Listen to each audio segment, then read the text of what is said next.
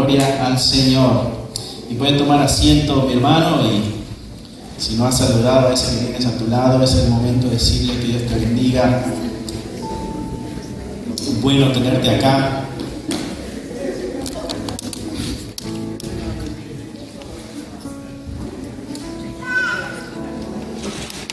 Gloria a Dios. Gloria a Dios. Nos toca Lucas 23, continuamos el día de hoy, Lucas 23, del 26 al 43, del 26 al 43. Vamos terminando ya este libro de Lucas. Gloria a Dios. Hemos caminado de la mano con los apóstoles, con Jesús, con Lucas mismo a través de sus relatos. Hemos sentido el peso de caminar al lado del Señor. Hemos sentido el compromiso y la demanda de ser creyente. Y nos ha tomado algunos años, pero ahí vamos. Estamos ahí en Lucas 23. Esta escena ustedes ya la han leído varias veces, o lo han visto en alguna película, o han escuchado el relato de pronto en la radio, qué sé yo, pero es... Y en estos días viene también la celebración de la Pascua, o Easter, o Semana Santa, como le llames, donde recordamos estos momentos, ¿no? de la crucifixión de nuestro Señor Jesucristo, los juicios, la resurrección a la misma vez. Así que dentro de unos días estaremos nosotros recordando eso por asunto de calendario, pero nos toca el día de hoy, en el orden que traemos de Lucas, tocar este punto también. Este momento para algunos fue de gran gozo, para otros fue de gran dolor, para otros fue de gran desesperación. A ver en qué grupo nos ubicamos nosotros. El día de entre los que se gozan, entre los que se desesperan, o entre los que se duelen, ¿no? Aquí ya hemos visto los juicios civiles y el juicio religioso que nuestro Señor Jesucristo tuvo. Es increíble que la inocencia divina se puso en el tribunal y salió culpable ante la justicia de los hombres. Es interesante ver cómo el ser humano puso en juicio al Dios encarnado, y ese Dios salió culpable ante la justicia divina. Tiene razón la Escritura cuando dice que nuestra justicia es como un trapo de inmundicia, porque nuestra justicia vio culpable al Señor. Verso 26 dice así la palabra de Dios: y llevándole, tomaron a cierto Simón de Cirene, este es de África, que venía del campo, venía de trabajar, venía de hacer sus labores, entra a la ciudad o va acercándose a la ciudad y se encuentra con este asunto de que Jesucristo ahora lo llevan a la cruz. Dice que él venía del campo y al verlo le pusieron encima la cruz que llevaba Jesús. La parte que cargaba el que iba a ser crucificado era la parte donde se ponían los brazos, la que llevaba cargando. La otra parte ya estaba en el lugar donde iba a ser la crucifixión. Era por ley que tenía la autoridad romana, por derecho podía obligar a la gente que cargara.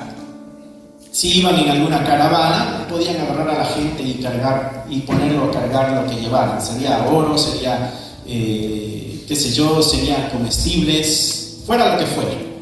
El poder romano tenía esa autoridad de agarrar a alguien en la calle y decirle: tienes que cargar esto. Y la ley decía que tenían que cargarlo por una milla.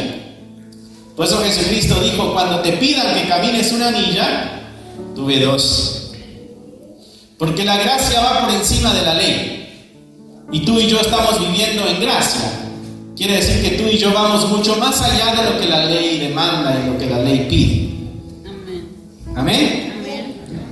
Y entonces acá dice que le pusieron a este Simón de Cirene a cargar la cruz y va detrás de Jesucristo. Jesucristo va adelante, le seguía una gran multitud, verso 27 del pueblo, y había entre esa multitud había mujeres que estaban llorando y que hacían lamentación por él. Aquí pudiera ser algún grupo de mujeres que están sintiendo conmovidas por la situación, quizá mujeres que habían visto los milagros, quizá alguna que habría recibido algún milagro, quién sabe si iba ahí la mujer del flujo de sangre, quién sabe si iba ahí la mujer samaritana.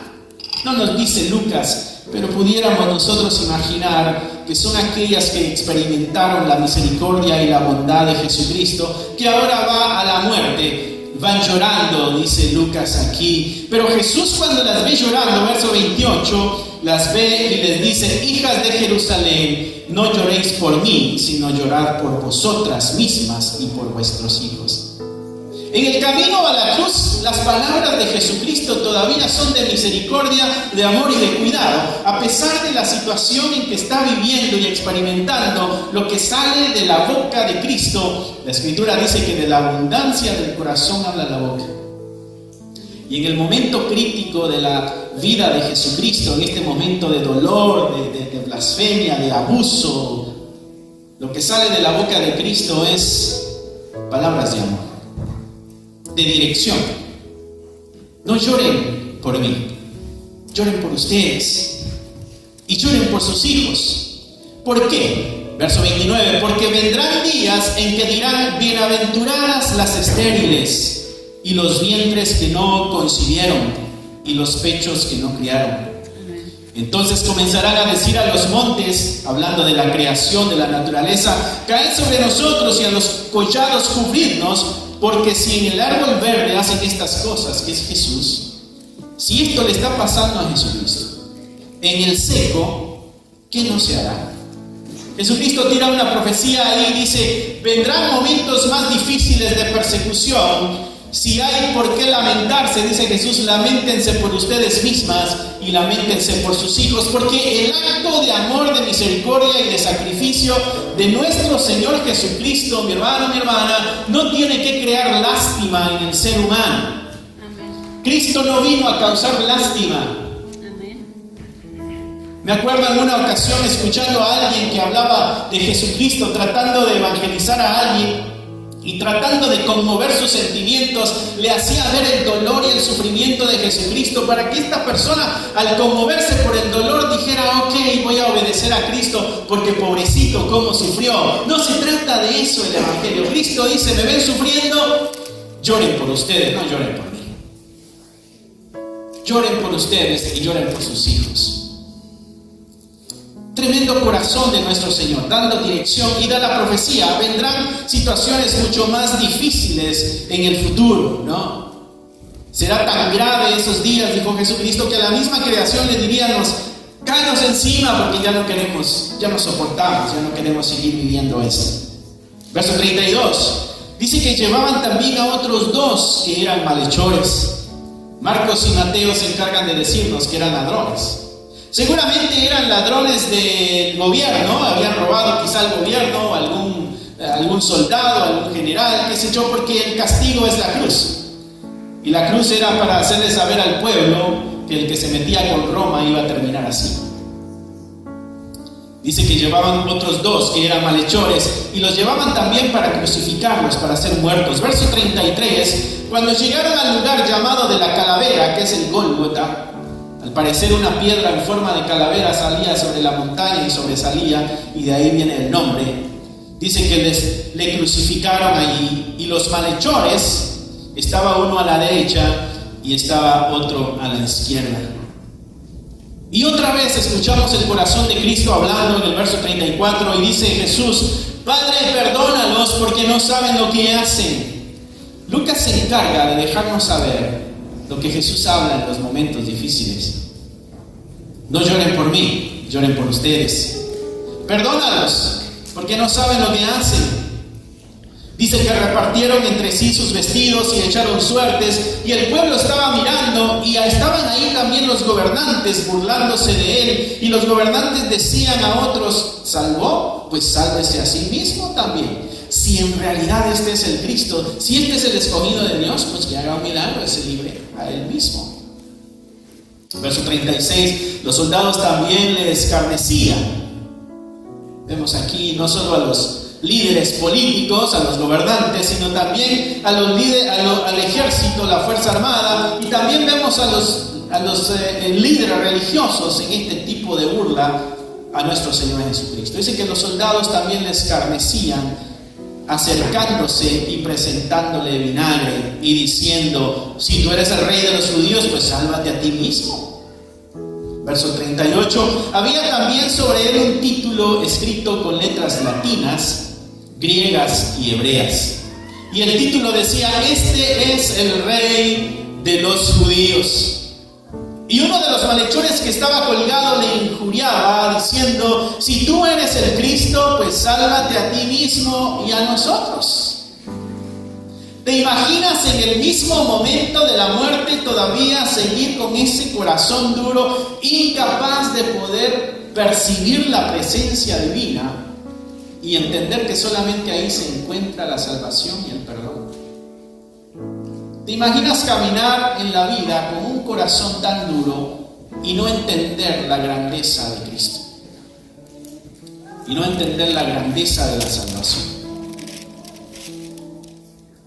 Dice el escritor Lucas aquí, en el verso 40, que el otro, respondiendo, le dijo: ¿ni aún temes tú a Dios? El otro como que tiene cierta sensibilidad espiritual.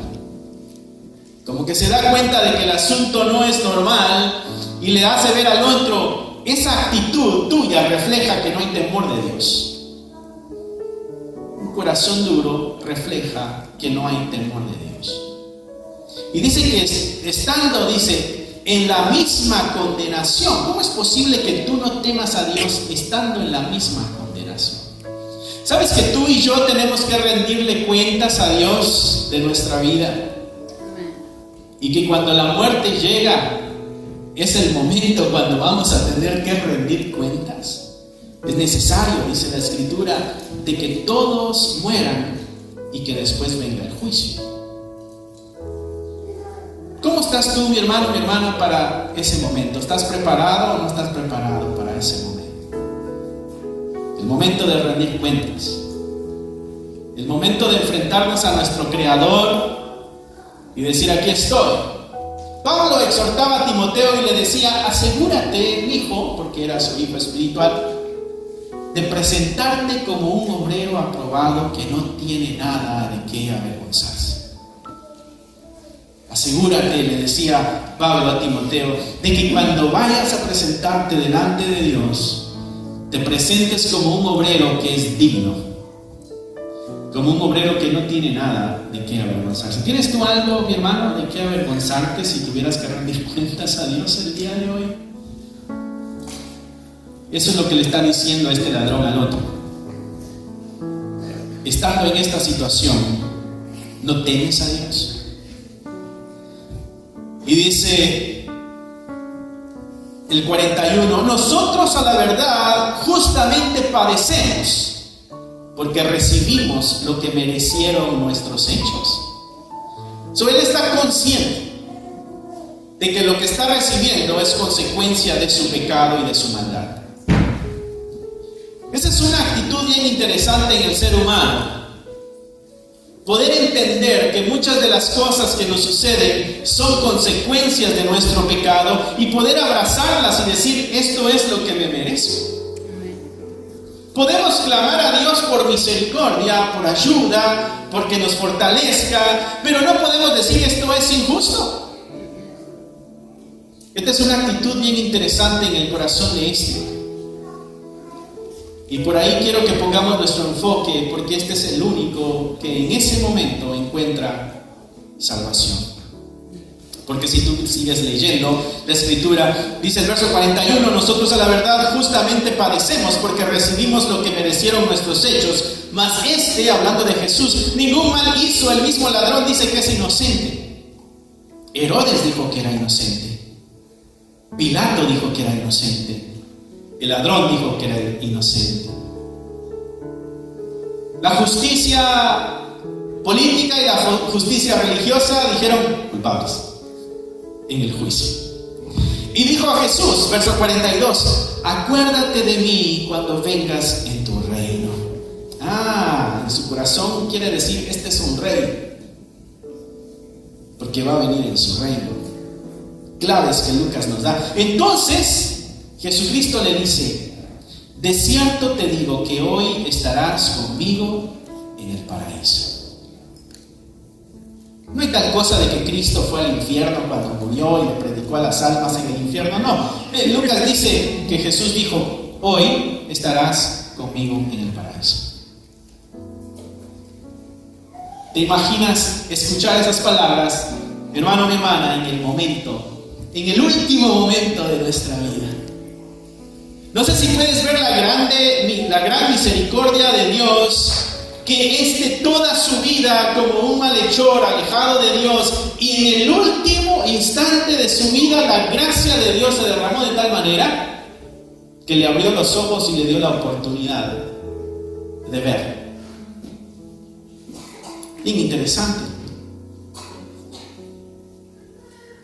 En ese momento de tristeza, no solo para Jesús, sino para el malhechor también. Hay algo que llama la atención en este pasaje, y es algo que Jesucristo dijo. Jesucristo dijo, perdónalos, porque no saben lo que hacen. Jesucristo está diciendo, este es el resultado de la ignorancia. Este es el resultado de ignorar lo que está sucediendo, lo que está aconteciendo, el resultado de ignorar quién es Cristo, el resultado de ignorar su obra. ¿Ignoras tú, mi hermano, mi hermana, la grandeza de Dios? ¿O tienes algo claro de la grandeza de Dios? Te voy a leer un pasaje, no lo busques, te lo voy a leer. Oseas 4:6 dice, mi pueblo fue destruido porque le faltó conocimiento. Oseas 4:6, apúntalo nada más, si quieres, ahí al lado de tu Biblia. Oseas 4:6 dice, mi pueblo fue destruido por falta de conocimiento. ¿Por qué? Porque desecharon el conocimiento. O sea que tenían la posibilidad, pero dijeron, no lo quiero. Lo hicieron a un lado. Y lo que vino fue destrucción. Jesucristo en la cruz está diciendo, perdónalos, porque son ignorantes. Oseas dijo, la ignorancia trajo destrucción. Y Jesucristo está intercediendo, porque sabe que hay destrucción para estos que están actuando en ignorancia. Eso quiere decir que el conocimiento es clave. Quiere decir que el conocimiento es clave en nuestra espiritualidad. Quiere decir que el conocimiento es necesario en nuestra espiritualidad. Porque si nosotros rechazamos el conocimiento, Oseas dice que el pueblo es destruido por esa falta de conocimiento. ¿Vamos bien ahí? ¿Saben? Las mujeres, cuando ven el hecho, las mujeres de la historia, no las mujeres las mujeres de la historia que leímos, ignoraban lo que pasaba y eran dolidas por lo que veían, pero ignoraban lo que pasaba. También ignoraban lo que venía, que ya estaba escrito en el Antiguo Testamento. Ellas están sufriendo, están llorando, pero realmente lo que hay detrás del llanto y de lo que hay detrás del dolor es ignorancia. Jesús les dijo, no lloren por mí, lloren por ustedes y lloren por sus hijos. ¿Sabes? A veces derramamos lágrimas por ignorancia, que si tuviéramos el conocimiento nos aliviaríamos de muchos dolores. Hay una multitud también que no puede entender. La Escritura dice que una multitud iba siguiendo. Hay muchos que solo van a ver qué es lo que sucede. También esos llevaban ignorancia y de una u otra forma no entendían lo que estaba pasando. Los políticos y los religiosos y los soldados que se burlaban de Jesucristo también tenían ignorancia, no sabían lo que estaba sucediendo. No entendían el tremendo hecho que estaba haciendo Dios y Cristo. Entre el pacto de Dios y Cristo, entre ese pacto, está sucediendo esto. Pero los políticos y religiosos ignoraban eso también. Por eso Cristo dijo: perdónalos, porque no saben lo que hacen. Así que es necesario que nosotros conozcamos. Aquí se están cumpliendo las profecías. Y la ignorancia a toda la multitud, incluyendo a las mujeres que lloraban, incluyendo a los soldados, incluyendo a los líderes políticos, los líderes religiosos, quizá incluyendo a los discípulos y quizá incluyendo a los hermanos de Jesús. ¿Recuerdas que ellos no creían en Él hasta la resurrección? ¿Creyeron en Él? Había ignorancia por todo lado de lo que estaba sucediendo. Imagínate pasar por encima tan tremendo evento, y a veces la ignorancia no nos permite ser conscientes de las consecuencias de nuestros actos. Y eso es lo que ellos no son conscientes ahí. Los políticos no son conscientes de las consecuencias de sus actos. Los religiosos no son conscientes de las consecuencias de sus actos. Y ese es el gran ruego de Cristo en la cruz: perdónalos porque no saben lo que hacen. El libro de Hebreos dice que si nosotros ignoramos tan tremenda salvación, Cristo ya no puede ser crucificado por segunda vez. Ya no puede ser entregado otra vez el justo por los injustos.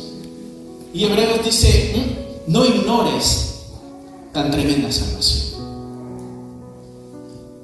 Si ignoramos tan tremendo sacrificio, tan tremenda misericordia, tan tremendo regalo, mis hermanos, esto puede traernos consecuencias graves, no solo en nuestra vida presente, sino en nuestra vida futura también. No solo en nuestra vida presente, porque no llevaríamos al máximo nuestra vida cristiana, vivirla al 100, para gloria de Dios. Siempre podemos dar un poquito más, ¿no?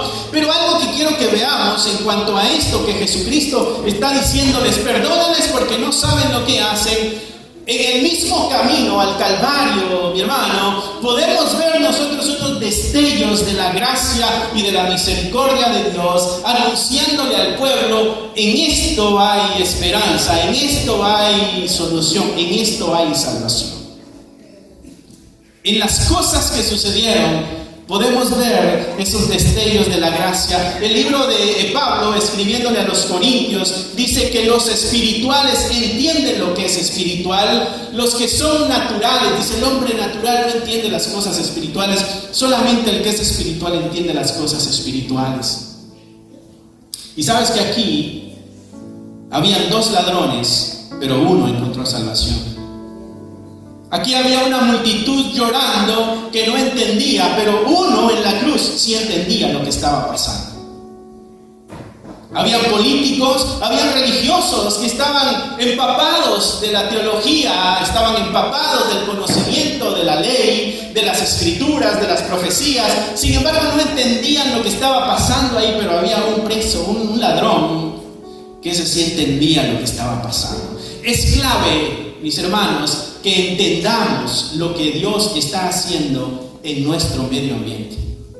Es necesario que veamos la obra redentora de Dios en el día a día de nuestra vida y no pasemos desapercibidos en aquello que Dios está haciendo, porque Dios día a día está obrando y está haciendo. No hay tal cosa que Dios hizo todo y se sentó en su trono y se olvidó de la creación y a ver cómo nos va. No, eso no es verdad. Es un Dios vivo, que se manifiesta, que se hace presente, que camina con el pueblo.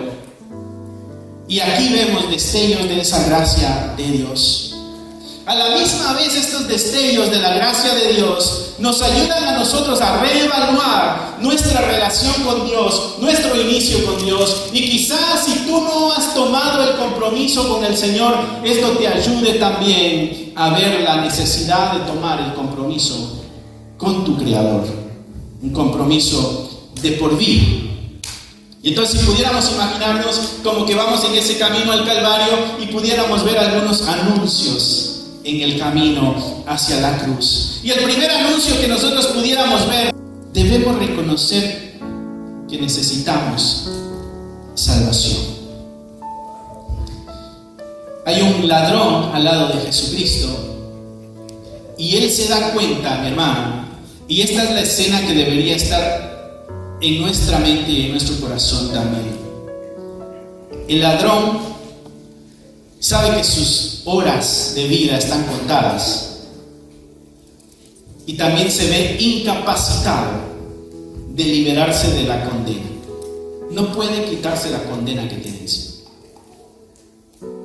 Está colgado de la cruz, sabe que lo que está recibiendo se lo merece. Y él sabe que no puede salvarse, pero reconoce que tiene la necesidad de salvación. Tú sabes que tienes la necesidad de salvación, por eso estás aquí. No sé si tú la has reconocido en tu corazón o estás aquí porque te traen. O estás aquí porque este es lo que se hace el domingo.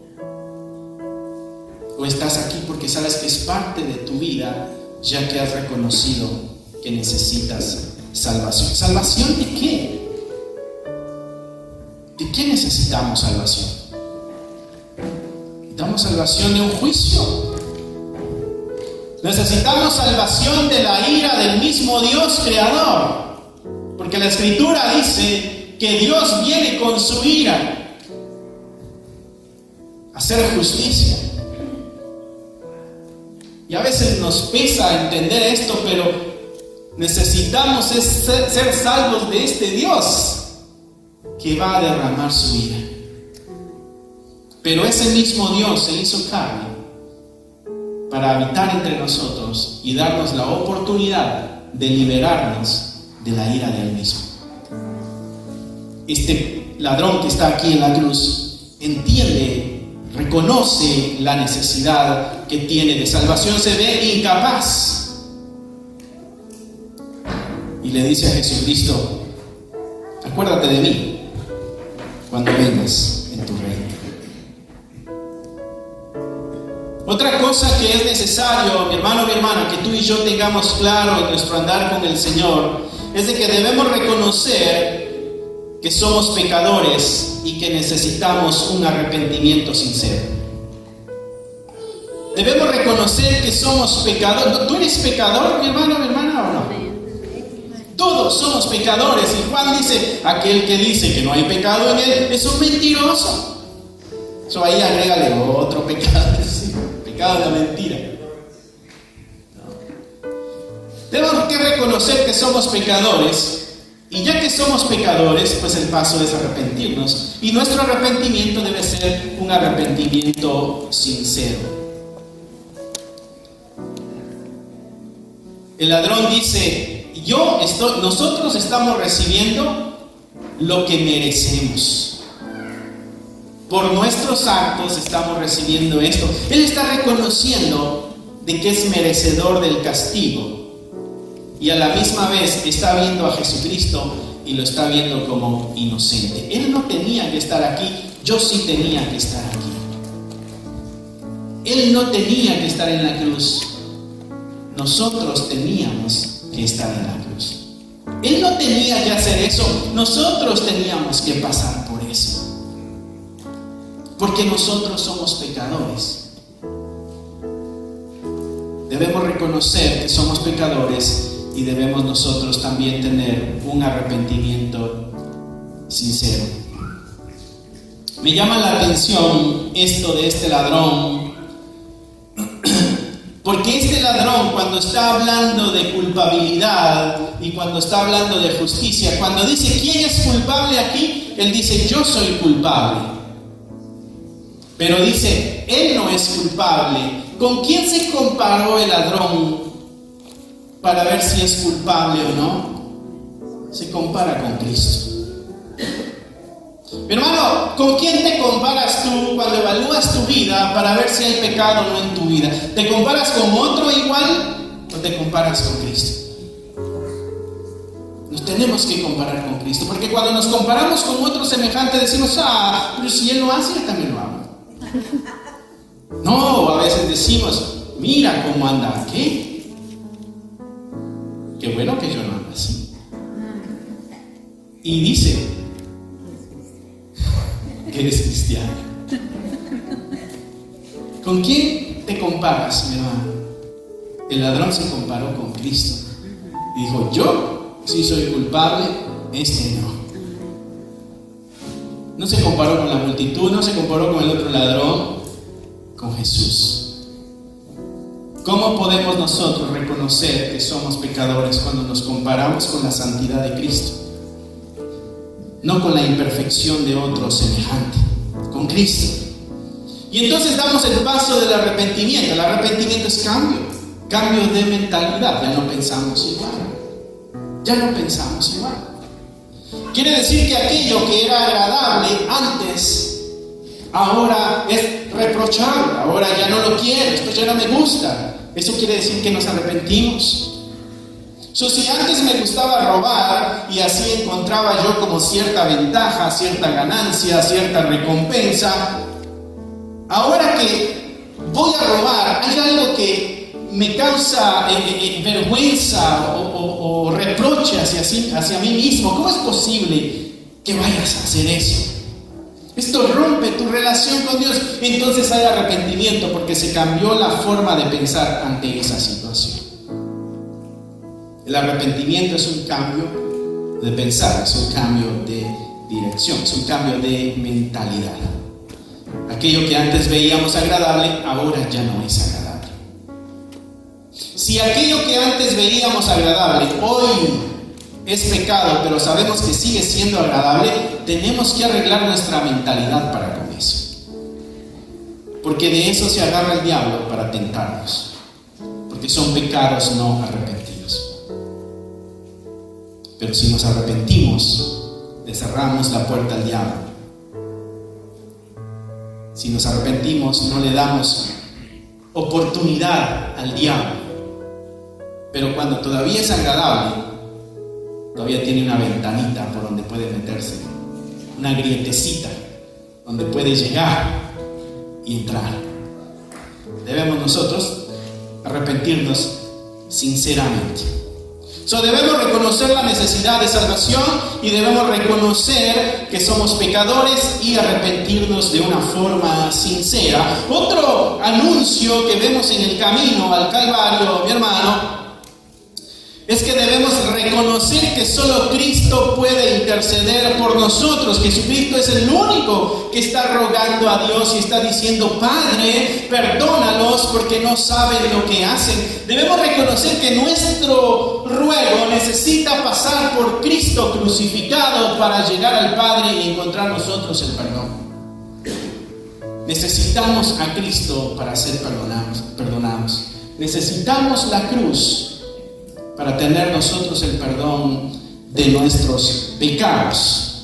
Jesucristo dijo, yo soy el camino, yo soy la verdad y yo soy la vida. Y dijo, nadie llega al Padre si no es a través de mí. La única forma de llegar a Dios Padre es a través de Cristo, del Cristo crucificado y resucitado. No hay otra manera. No hay buenas obras, no hay mucho esfuerzo, no hay otras deidades. No es verdad que todos los caminos nos llevan a Roma, no, eso no es verdad. Hay un solo camino que nos lleva al cielo y es Cristo Jesús. Debemos reconocer que solo Cristo puede interceder por nosotros. Él es el único camino, Él es el único abogado y Él es el único fiador, Cristo Jesús. Lo que la Escritura mantiene firme. Otro anuncio que encontramos en el camino es esa exhortación a rendirnos ante su señorío. El ladrón dijo, acuérdate de mí cuando vengas en tu reino. Está reconociéndolo como rey de algún reino. No solo eso, sino que también la cruz decía rey de los judíos. Y lo decía en griego, en hebreo y en latín. Era un anuncio universal. Este es el Rey de los judíos. Tú y yo debemos reconocerlo como Rey de nuestras vidas. Tú y yo debemos reconocerle como Rey de nuestras vidas. ¿Vamos bien ahí? Debemos reconocer la necesidad de salvación. Debemos reconocer que somos pecadores y arrepentirnos sinceramente. Debemos reconocer que solo Cristo puede interceder por nosotros y debemos rendirnos ante su señorío. Debemos rendirnos ante Él. Y el último punto, mi hermano, mi hermana, mientras esperamos el momento de nuestra partida, debemos hacerle como Simón de Cirene. Debemos seguir a Cristo cargando nuestra cruz. Jesús dijo: el que quiera venir en pos de mí, tome su cruz y niéguese a sí mismo y sígame. Llevar la cruz, mi hermano, es el llamado máximo a una vida totalmente entregada a Él. Jesucristo dijo: ¿quieres venir en pos de mí? Toma tu cruz. Y ahora que vimos el recorrido de la cruz, sabemos de que lo que está hablando es muerte, es vituperio, es insulto, es inocencia, pero seguimos adelante. No es venganza, no es ventaja, no es demostración de poder, no es demostración de autoridad. No, es humildad, es servicio y es amor por los demás. Esa es la cruz. Jesucristo dijo: ¿alguien quiere venir en pos de mí? Bueno, tome esa cruz, sígame. Y tú y yo vamos en camino a ese calvario, mi hermano, porque debemos ir cargando nosotros nuestra cruz. Aún en ese momento tan difícil, el Señor nos muestra cómo poder llegar a ser, o cómo podemos ayudar, o cómo podemos encontrar aquello que aquel otro ladrón encontró, y poder encontrar en Cristo Jesús nuestra salvación. Esta es una historia que tiene un final feliz, porque pronto veremos a un Cristo no solo enterrado en la tumba, sino que también sale de la tumba y se levanta al tercer día. Pero este momento difícil era necesario para nuestro bien. Ese momento difícil era necesario para nuestra salvación. Pero era necesario también porque nos iba a ayudar a seguir los pasos de este ladrón que aún en el último instante encontró su salvación. Mi hermano, no sé si tú ya has encontrado tu salvación en Cristo Jesús. No sé si tú te ves salvo en los brazos del Señor. No sé si en ti hay duda, de pronto digas: no sé, si tuviera que rendir cuentas el día de hoy, quizás no rendiría buenas cuentas. Quizás es porque no tienes ese intercesor que es Cristo, el que ora al Padre, el que te presenta delante de Dios, el que se asegura de guardar la salvación. Pero en Cristo Jesús se encuentra depositado lo que tú y mi corazón necesita. Esta es nuestra única, legítima y verdadera necesidad. Lo demás son cosas que llegan por añadidura. Esta es nuestra única necesidad. Vamos a cerrar ahí nuestros ojos. Mis hermanos, Padre, te damos gracias por el día de hoy, gracias por tu palabra, gracias porque has hablado a nuestra vida. Gracias porque en ti, Señor, encontramos nosotros la libertad, el perdón, la restauración, la sanidad, la esperanza, la vida eterna, las palabras de vida, el agua que sacia la sed. Tú eres el pan que sacia el hambre. Tú eres el pan que cayó del cielo, dice la Escritura. Señor, en ti encontramos lo que nuestra alma necesita. Y el día de hoy te damos gracias porque muchos hemos encontrado en ti el alivio, el sustento, hemos encontrado en ti la paz interior, hemos encontrado en ti la tranquilidad. Gracias porque en este camino al Calvario, lo que salieron de tus labios fue amor, misericordia, y podemos el día de hoy hacer uso de eso para encontrar en ti lo que nuestro espíritu necesita. Rogamos por nuestros familiares que todavía no te conocen. Rogamos por nuestros amigos que todavía no te conocen. Rogamos por nuestros conocidos, los compañeros de trabajo que todavía no te conocen. Por nuestros vecinos, aquellos que vemos por las calles, pero que todavía no les hemos comunicado el Evangelio. Señor, rogamos por la salvación de ellos.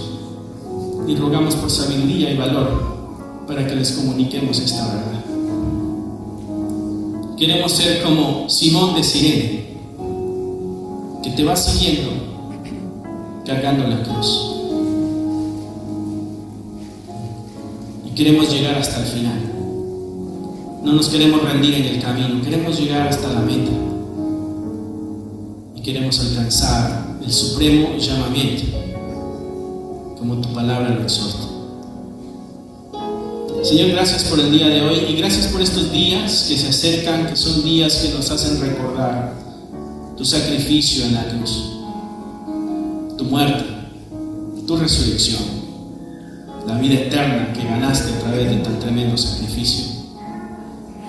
Ayúdanos a corresponderte de la misma manera, a ser recíprocos, Señor, con nuestras acciones, y que también nosotros, de una forma sacrificial, de una forma entregada, de una forma sincera y honesta, sigamos tus pisadas. Llénanos de tu Espíritu Santo, fortalécenos para que cumplamos la meta que tú te has propuesto para nuestra vida. Queremos presentarnos ante ti, Señor, como obreros que no tienen nada de qué avergonzarse. Queremos que cuando vengas tú y tengamos que rendir cuentas, seamos como aquellos siervos fieles de los talentos que rindieron muy buenas cuentas. Queremos ser como aquellos siervos de las minas que rindieron muy buenas cuentas. Queremos ser como los grandes hombres que han pasado ya antes que nosotros, como Pedro, como Pablo, como Santiago, como Esteban, como Marcos, como Lucas, como Juan, como cada uno de estos hombres que marcaron la historia porque decidieron cargar su cruz.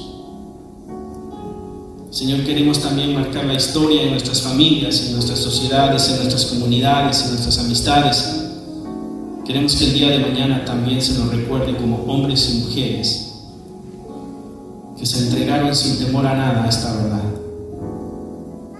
Gracias te damos en el nombre que es sobre todo nombre, en el nombre de Cristo Jesús.